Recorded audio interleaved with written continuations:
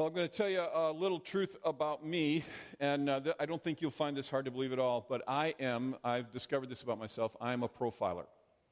I'm a profiler. I look at people and I profile them. Now, before you start judging me and saying, well, that's wrong, let's just acknowledge that that is all of us. Can we acknowledge that? We are profilers. We look at people. I don't wake up in the morning and go, today's a good day to profile people, to really slot them into a place and say they're this. But I just do it without even thinking. I do it sort of naturally. I'm like, I look at somebody and go, well, he's a this and she's a that. And you sometimes you do it by looks, sometimes you do it by behavior. But you look at somebody and you tend to slot them. You put them into a place. You profile them.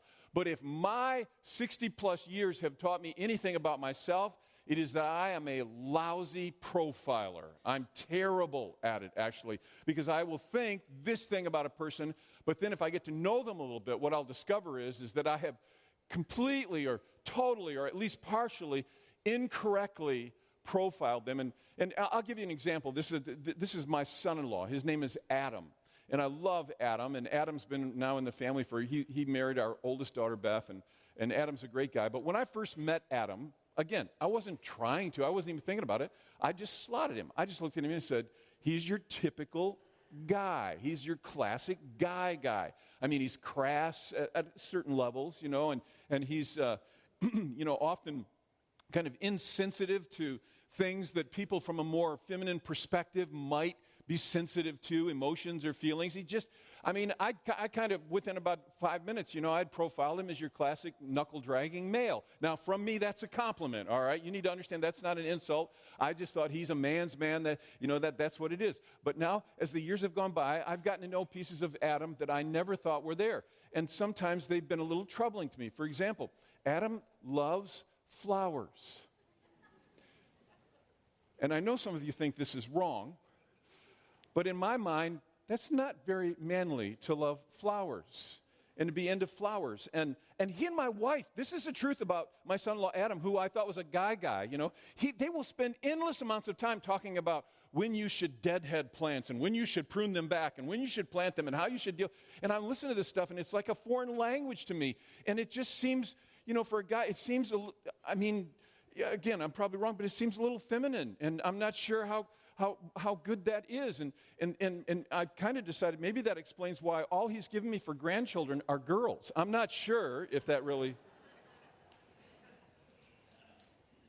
I'm just joking, of course. The thing that I learned with Adam is I can't profile the guy. This is a thing that I've learned with every human being I've ever met, is I can't profile them, because the more you get to know them, the more you see things that you never knew were there. Come on, you all know what I'm talking about? We look at people and we say, well, he's a or she's a or whatever it is, but you really can't profile them because there's all these unique things about them. And so often that's the way it is in life. Things are not what they appear. You look and you think one thing, but really in the end what you see is something entirely different. Now, Jesus has an encounter with a young man who comes to him with a request. And this is the exact kind of story of that very thing happening. We'll pick this up. This is found in Mark chapter 10. And Jesus, he starts on his way, and it says a man ran up to him, and he fell on his knees before him. Now that's key. He falls on his knees before him. He says, "Good teacher, what must I do to inherit eternal life?" And Jesus says, "Well, why do you call me good? No one's good except God alone. You know the commandments. You shall not murder. You shall not commit adultery. You shall not steal. You shall not give false testimony. You shall not defraud. You shall honor your father and mother." And then the guy replies and says, "Teacher, all these I have kept since I was a boy." And Jesus looked at him and what?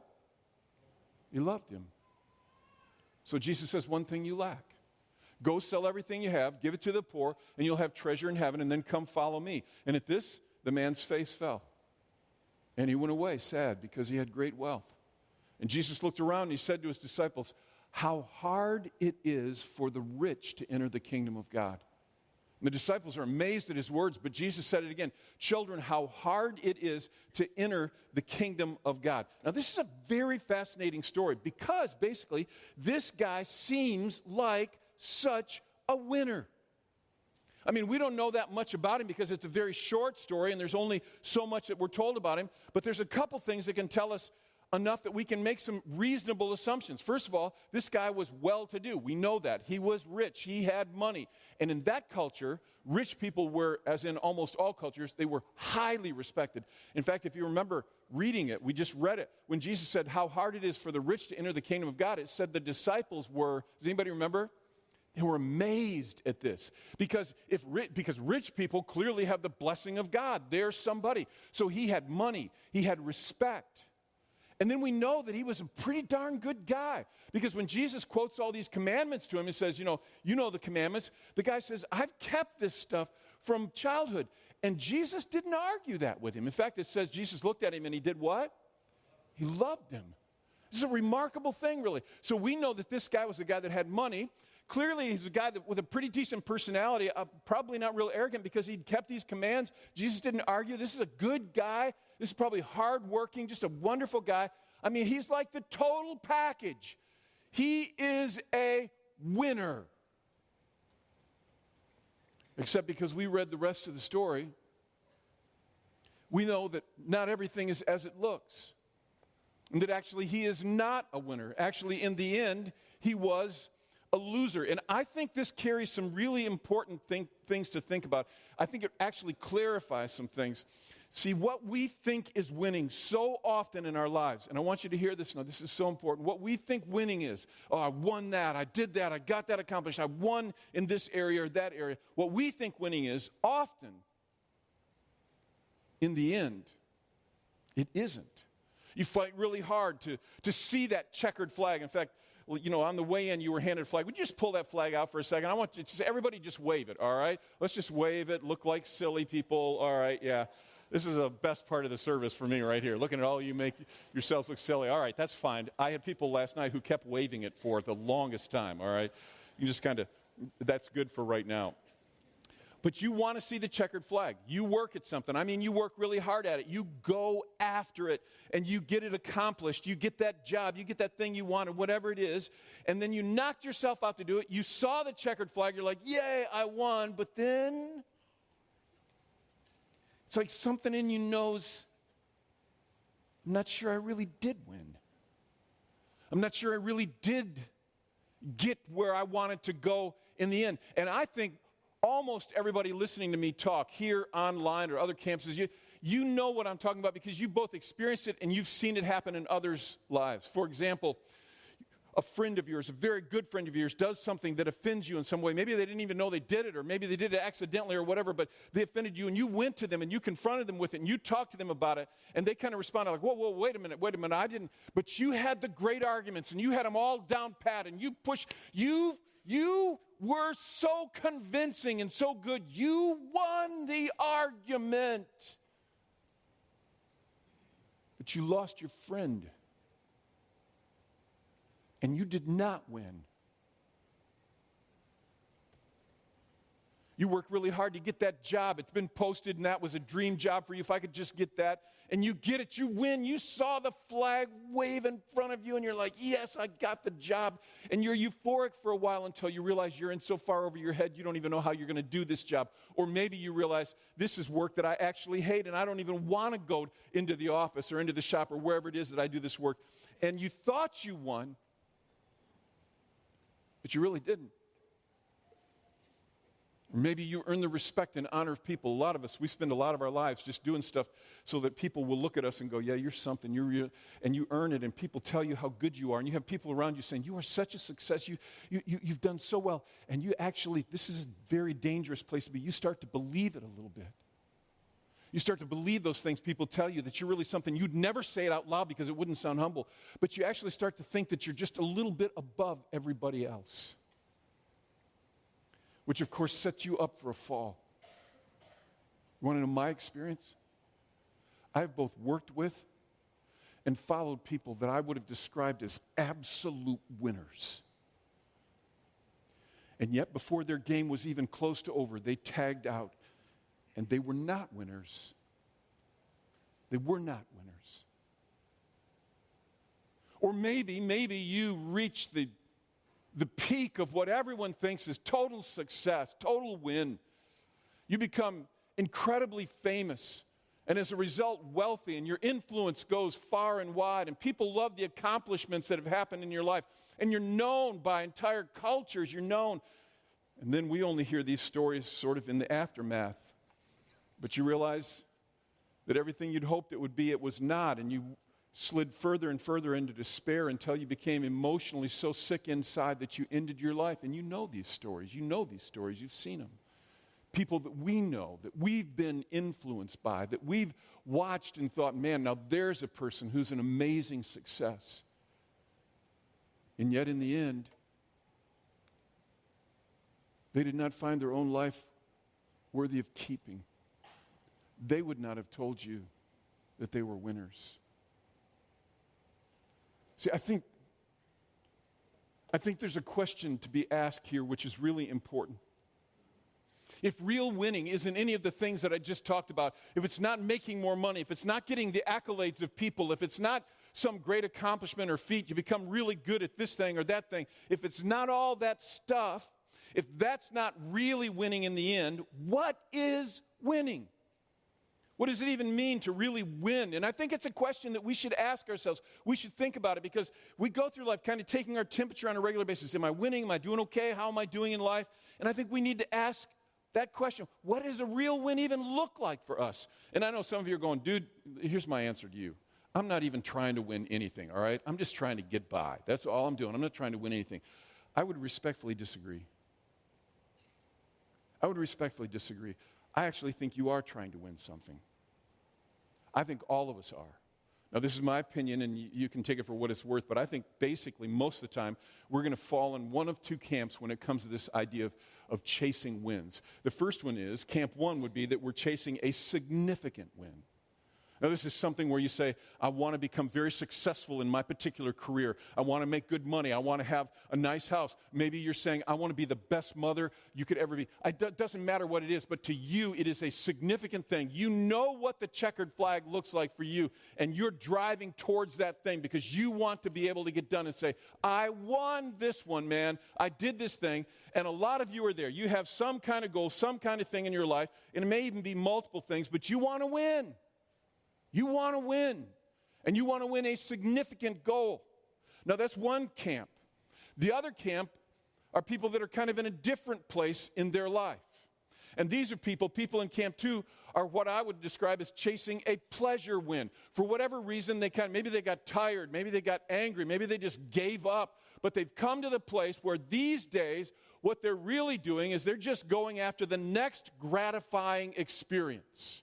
They're going after the next thing that will make them feel good. Maybe it's the next place they eat out. Maybe it's the next movie they see, the next form of entertainment of some type, the next vacation they take, something like that. They're not looking to accomplish anything huge or significant. They're just looking for the next gratifying experience. But do not miss this, folks. They are chasing that as their win. They're going after that thing. We are all chasing after these things. And that is their win. That's what they're working towards. So with that in mind, I want to start we're just doing this little tiny mini-series in front of Easter because I want to provoke your thinking. I want to really get you thinking about this. And I want to just ask this question. With that in mind, you're chasing a win. You might be in camp one. It might be a significant one. It might be camp two. It might be more just gratifying experiences that you're going after. But here's the question, and that is, what win are you working on? I want to make this personal. I'm asking you to think not about your husband or your wife or your kids or your parents or somebody else. Well, what win are you working on? What wins? What are you going after? Can you be really honest? Would there be some here who would be honest? I'm not looking for any kind of response, okay, audible or hand raising, but would there be anybody that would be honest enough to say, I think maybe I've fallen into camp too. I think maybe these days, mostly what I'm doing is just chasing the next gratifying experience. I'm just going after that. What win are you working on? Or what series of wins? And I really want you to think about it. It doesn't matter your age, whether you're retired, whether you're a student, wherever you're at. The question stands, what are you trying to accomplish? And don't say nothing. I know some will be tempted to just say that. I'm not working on any kind of win, dude. I'm not trying to do anything. Yes, you are. Truthfully, it's something you can't escape. It's just in us. I think it's a design thing. If you go all the way back to creation, to the book of Genesis where God makes man, look at how it describes it. Genesis chapter 1, verses 27 and 28 is God created mankind in his own image. In the image of God, he created them. So he is a creator, and he created them in his image, so that makes them what? Creators. So he made them in his image, and God blessed them and said to them, be fruitful and increase in number, fill the earth, and would you read those next two words with me? Subdue it. Subdue it. Rule over the fish in the sea and the birds in the sky and over every living creature that moves on the ground. It's as if God is saying, all right, here you go, Adam and Eve. This is yours. Now do something. Win at this. It is a design feature. It is in you. So everybody, let's just be clear on this, everybody's working towards a win. They can be vastly different. On the one end, it can be, I want to be the richest guy in the world. On the other end, it can be, I just want to get my head far enough in the sand that people will leave me alone and I don't want to be around anybody or whatever. But everybody's working on some kind of a win. Might be the next buzz that you get. It might be getting the house paid off. What is the win that you're working for? And here's the thing, whatever that is, you're getting closer to it all the time. And you will get there. But see, this raises the larger question. Is it really a win? In the end, is what you're doing, what you're going after, what you're seeking to accomplish, is it really, in the end, a true win? Because as we've already seen, so many of the things that we work towards, that we push our lives towards, they're not really, in the end, wins. It looks like I'm winning, but I'm losing. I'm not getting there. I get great at some athletic endeavor, or I get physically fit. I get myself in the place where I'm now in the kind of shape that I've always wanted to be in. Is that really a win? Is that really going to bring that sense of, yeah, I'm there. I saw the checkered flag. See, here's the deal, and this is what I want you to get. This is so important for you to understand. That no matter what win happens out there in my life, if I'm not winning in here, inside me, in my soul, it doesn't matter what that accomplishment out there is. If I'm not winning there, in here, even though I'm winning here, I am losing. And I don't want you to miss this because this is such a huge thing in our lives. Jesus basically, he said it this way, and this is so powerful. He says, what good is it for someone to gain the whole world and yet forfeit their what? Say it out loud. All right, let's try to get like 15 people to say it. What good is it for someone to gain the whole world and yet forfeit their soul? That which is inside you. Not your house. Not the accolades of people around you. Not that people say you're really something, but your soul, what's in you. I love the way the Message paraphrase says it. It's like it says, what good would it do to get everything you want and lose you, the real you? What good does that do you? This is just huge. It's, the obvious implication is that if you're not moving the ball down the field inside, in your soul, if you're not growing who you are, no matter how nice your house is, no matter how padded your retirement funds are, no matter any of those things, it is not a win. Now, I want to share a thought with you that I really believe this, and you may disagree with it, but I want to just get you to think about it, or I just put it in a sentence.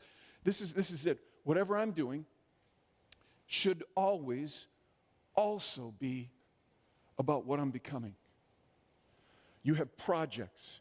You have things you're engaged in your life. You go to work. You're doing all these different things. But whatever you are doing should always also be about what you are becoming, what is happening in here.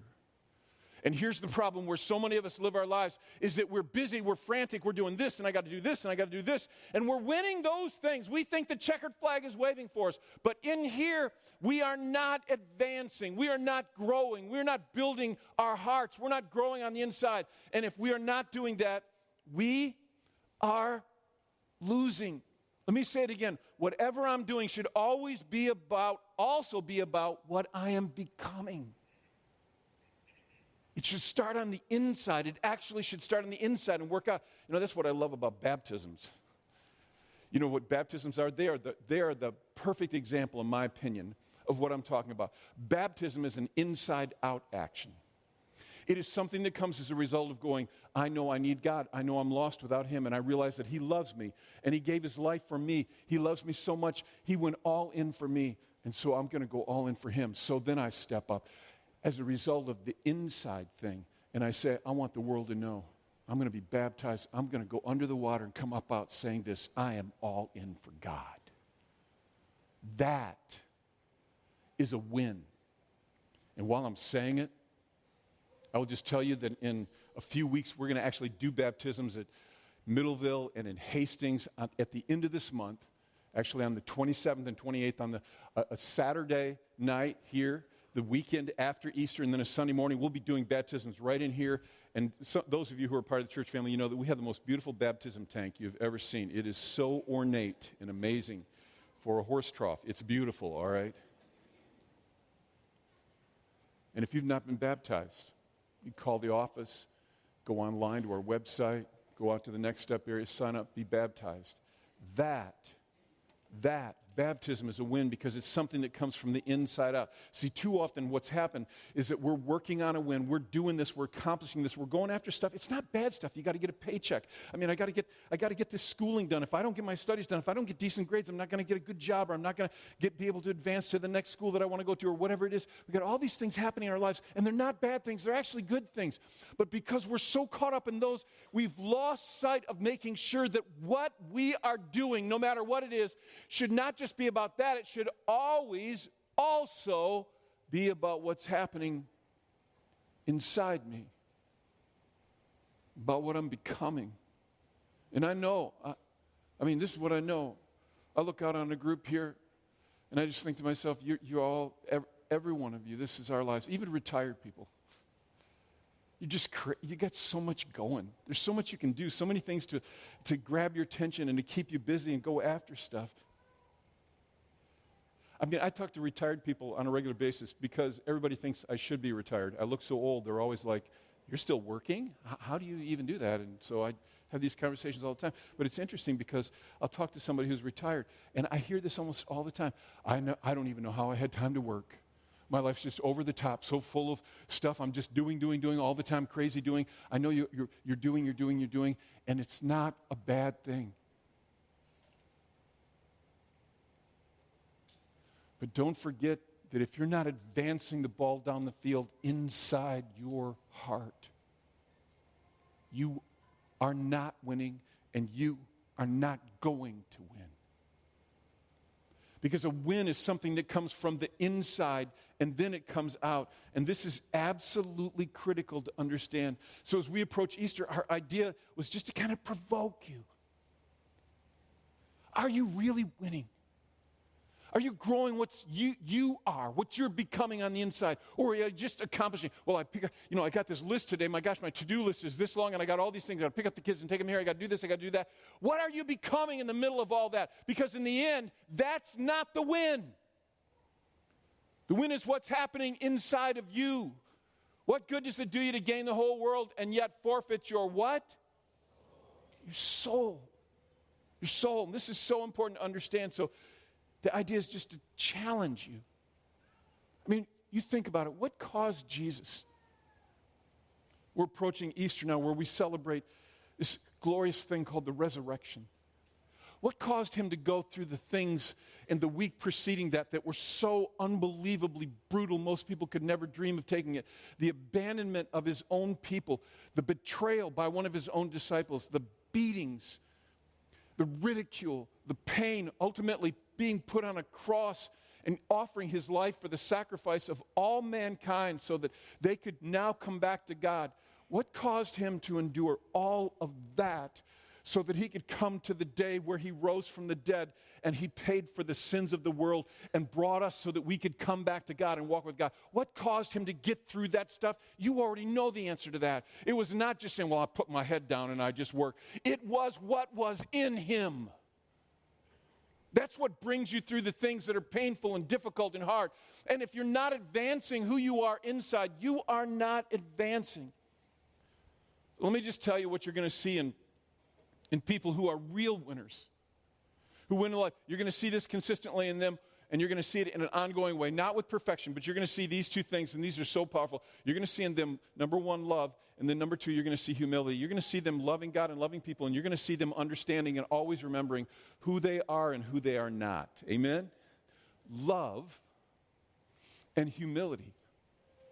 See, when you come right down to it, of all the stuff that you accomplish in your life, all the things that you do, you want to know what really matters?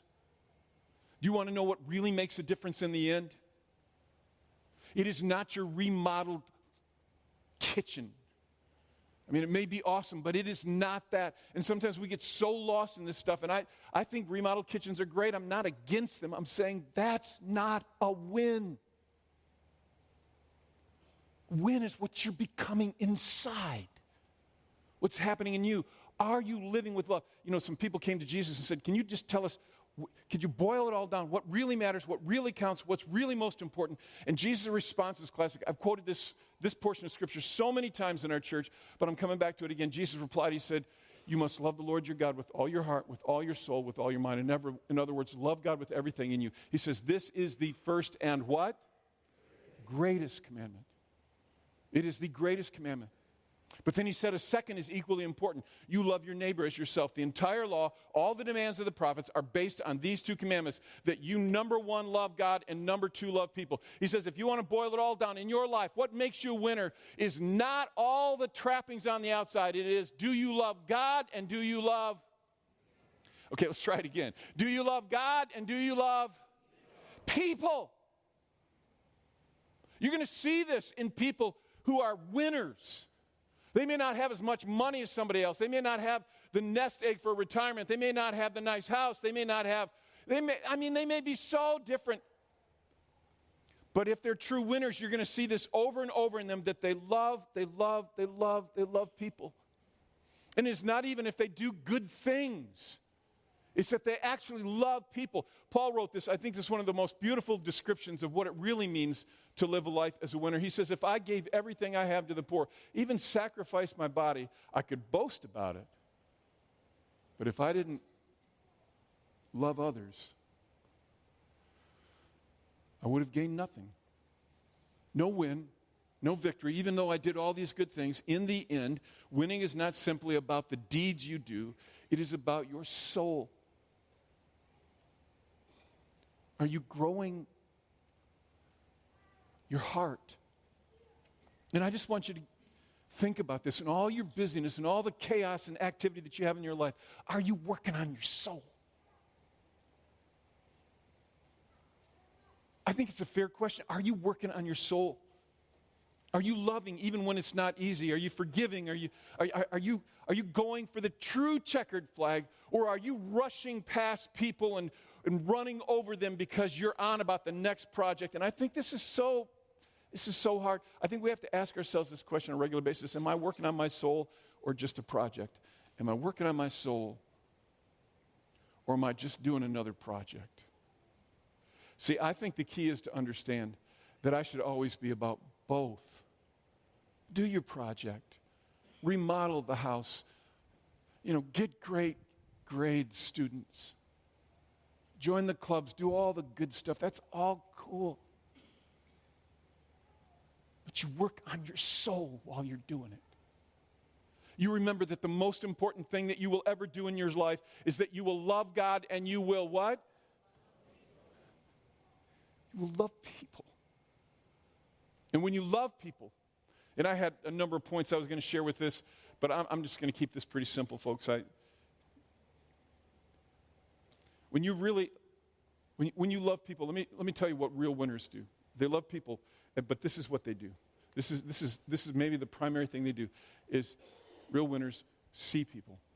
Now, I know some of you are going, I see people all the time. I look around right now. I see people. All right, come on, roll with me here, all right? I'm talking about something way beyond that. Real winners, people that live with love in their life, that are working on their soul, they understand that they don't go through life bumping people out of their way to get the next project done. that the high calling in their life is that they see, they notice, and they care about the people around them. They actually see them. And this is one of the things that a chaotic culture demeans more and more, and that is that we get on to the next thing so we can get that next car, we can get that next whatever it is. We got all these things we got to go after. And what we're doing is we rush into these things. We're in the fast lane, we're going places, is that we stop seeing people around us. We got the project done, but we stopped seeing people, and so we didn't really win. We have to work at this. We have to work at this constantly, and we won't be perfect at it, but real winners are constantly stopping and saying, look, all right, I'm in the middle of a very busy time. I got all this stuff going. Am I actually seeing the people around me? Or do I just brush past them? Do I bump them out of the way so I can get the next thing done? Am I actually seeing them? Thinking about them? Maybe my project won't get done as quickly. Maybe something won't happen like I wanted to, but am I there? You know, sometimes I'll hear people say, I actually heard this yesterday, God, I just want to know, what's my purpose? What's my calling in life? Some of you may have said that. You may think, I wish I knew what God's calling on my life was so that I could fulfill that. Can I sound so arrogant as to say, I think I know? It is number one, to love God, and number two, say it out loud, love people. I think that is your high calling. I think that is your high calling. I think that's your high calling as a dad, is to make sure that you are not rushing through your days so fast that you don't see those little people around your feet that get in the way and you want to just get rid of them because you got so much to do. That is your high calling. And hear me on this. You do have to work at it. Some of you are better at this than others. Some of you, I think, almost have a gift at it. You're one of those, you just walk, you see people, you notice people. It's like, I love guys like you and hate you at the same time. Because I'm just not like that. I'm the guy that bounces through a crowd of people and can get right through them and never see one of them. Anybody know what I'm talking about in here? Okay, apparently it's all angels in this room, but it's pretty easy, really. But this is not about gifting. This is not about what's easy. This is about what the high calling is. I don't care how well I've ever acted as a pastor, how much people think I do a good job at my job. In the end, my high calling is that I love God, say it again, and I love people. And that means I will see them, I will notice them, even if it's sacrificial in nature, even if it's inconvenient. Jesus gives maybe the best literal illustration of this on the very night that one of his disciples would betray him and the rest would abandon him. He and his disciples are meeting together to observe the Passover meal. They've reserved a room upstairs in some place. And as they file up into this room, the disciples notice, no doubt, that unlike what usually should be there, because in that culture there would always be a servant there when you'd have a special meal together to wash the feet of all the people who were attending, because you walk through those streets and they're dusty and they're filthy and you're wearing sandals and so your feet are dirty, and it's not like you're sitting up on high chairs like we typically do. They'd be sitting down on the ground and they'd be sitting around together. And so there'd be somebody there to wash feet, but they got up there and apparently the stuff to wash feet was there, but nobody was there to do it. And the disciples walk in one after the other, and not one of them said, hey, I'll do it, guys. Why would they? How demeaning is that? But then, and this wrecks me every time I read it, Jesus gets up, he takes off his outer garment, he puts a towel around his waist, and he grabs the foot washing stuff, and he goes to his disciples and begins to wash their stinking, gnarled, filthy toes with toenails long enough to carve pumpkins, their heels that are dry and crusty. They're nasty. I mean, feet are nasty. They weren't doing manipedis back then, all right? Their feet were nasty. And Jesus, don't forget who he was, the creator of the universe, the creator of them, is down on the floor in front of them washing their feet. And of course, they push back on it. They're like, no, Jesus, you can't do this. And Jesus said, no, I have to do this. And so they let him. And when he gets all done, he gets back up. And we're going to pick up and just read this in Scripture because this is so powerful. This is what it says. When he'd finished washing their feet, he put his clothes on, and he returned to his place. And he said, do you understand what I've done for you? You call me teacher and Lord, and rightly so, for that is what I am. He says, now that I, your Lord and teacher, have washed your feet, you also should wash one another's feet. I've set an example that you should do as I've done for you. You should wash each other's feet. Do you understand that Jesus was not instituting some religious ritual where we all have a foot washing ceremony and we have to pull our feet out and wash feet? It wasn't about that. What it was about is that you notice people. You notice when they're broken and they're dirty and they need help, and you see them and you be willing to get down and do whatever it takes to help them. Because of all the things, the greatest, most important things that you will ever do in the world, it is you are to love God and love people. You are to love God and love people. Nothing actually matters more than that. Nothing. And I don't even know how to do it. I just hope you can hear this. As you go into 2019, we're first quarter in and all that, but you go through the rest of it. What's a checkered flag for you? What is the checkered flag for you?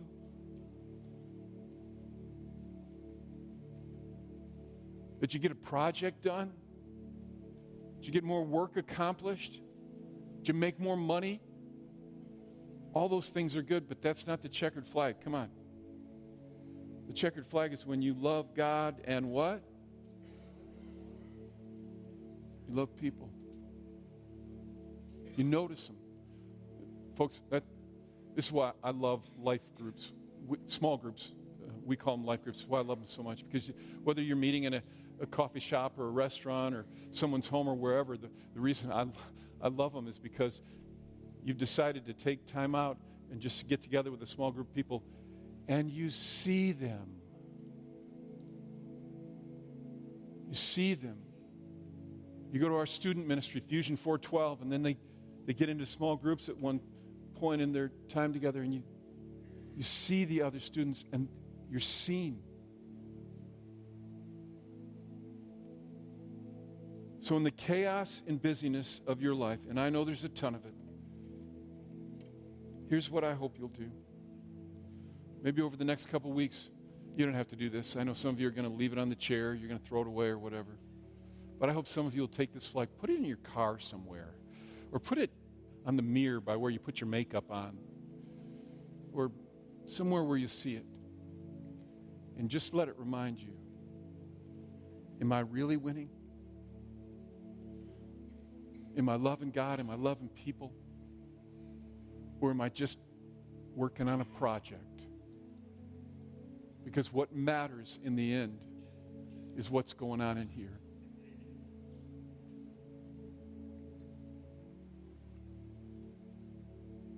So what's God speaking to you? What do you think you're hearing from God? Is it possible that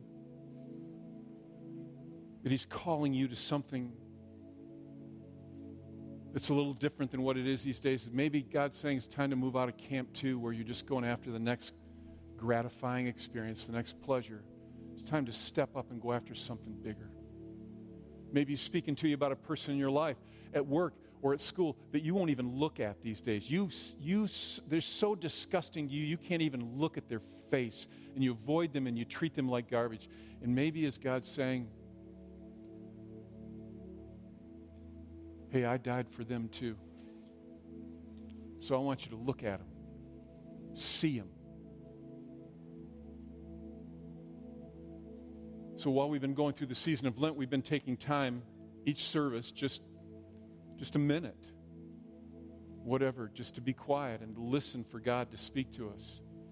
Each week we've been adding a plant over here just as a reminder to us that when we hear from God, something in us begins to blossom, to grow. And so we're going to do that right now. And the band's going to play for a minute, or I don't know how long it is. Then we'll sing a song and we'll be done. Will you listen? Will you listen for what God's saying? That you might actually see the checkered flag and really win. So now, Holy Spirit, we say come. We say come into this place. Sweep across our hearts. Help us to be open. And together we say, speak, Lord. Your servants are listening.